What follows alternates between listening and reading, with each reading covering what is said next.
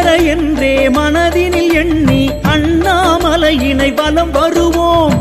ஜோதிலிங்கேசா வழி துணையாய் வருவாயே.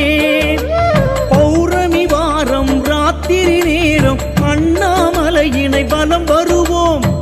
ஆதிலிங்கேசா விழி அருளை பொழிவாயே.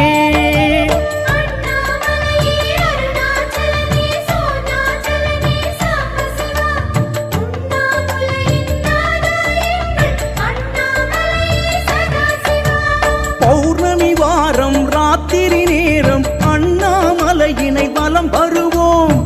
ஆதிலிங்கேசா வழி துணையாய் வருவாயே.